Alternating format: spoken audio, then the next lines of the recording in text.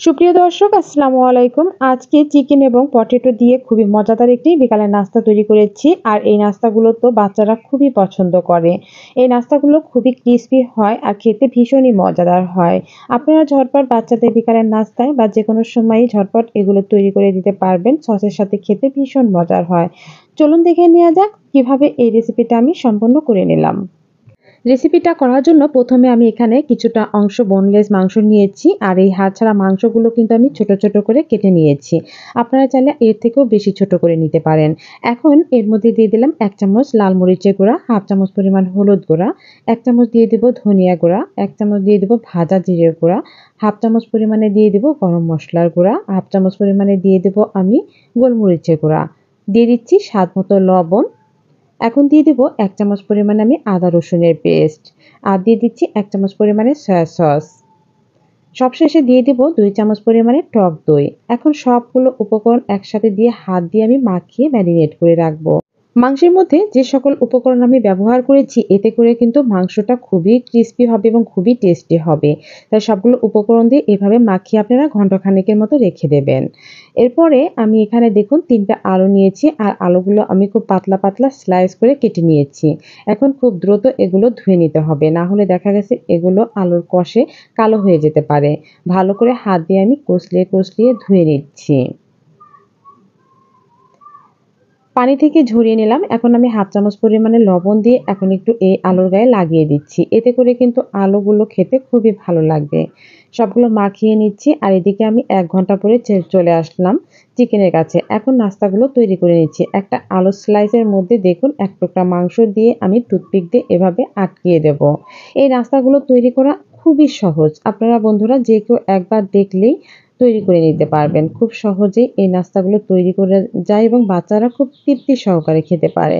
আরও একটি নাস্তা আমি তৈরি করে দেখাচ্ছি। আপনারা বন্ধুরা দেখলেই বুঝতে পারবেন কিভাবে করলাম। ১ টুকরা আলুর মধ্যে আমি ১ টুকরা মাংস দিয়ে টুথপিক দিয়ে আটকে দেব। আর কিভাবে করছি সেটা ভালো করে লক্ষ্য করলে আপনারা পেরে যাবেন। এই নাস্তাগুলো তৈরি করতে কিন্তু একদমই অল্প উপকরণ লাগে।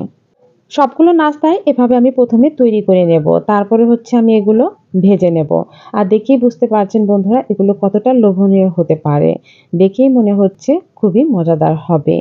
এরপরে চুলায় আমি ফ্রাই প্যানে পরিমাণ মতো তেল বসিয়ে দিয়েছি। আর তেল পরিমাণটা একটু বেশি দিতে হবে। এগুলো ডুবো তেলে ভাজলেই বেশি ক্রিস্পি হবে এবং খেতেও বেশি মজাদার হবে। তাই তেলের পরিমাণটা একটু বাড়িয়ে দিয়ে তেলটা হালকা গরম হলে সবগুলো চিকেন আমি দিয়ে দিচ্ছি।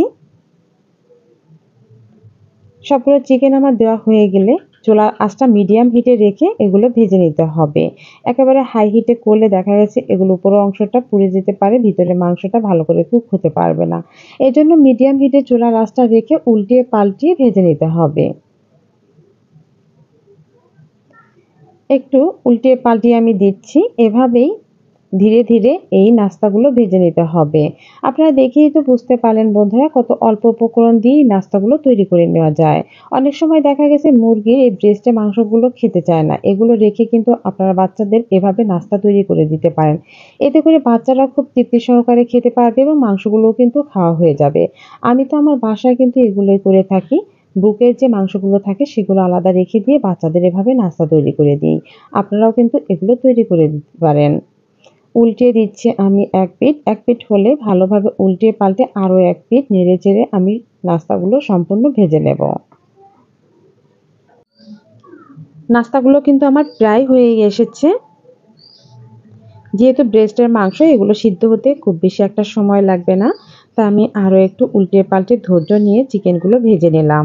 দেখতেই পাচ্ছেন বন্ধুরা আমার কিন্তু এগুলো ভাজা হয়ে গেছে। এখন তেল ঝরিয়ে উঠিয়ে নিতে হবে।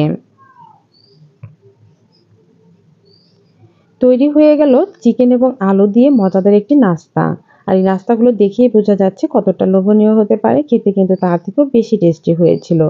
ঝটপট আজই কিন্তু আপনাদের বাচ্চাদের তৈরি করে দিতে পারবেন। আর কেমন হলো তা কিন্তু কমেন্টসে জানাতে ভুলবেন না।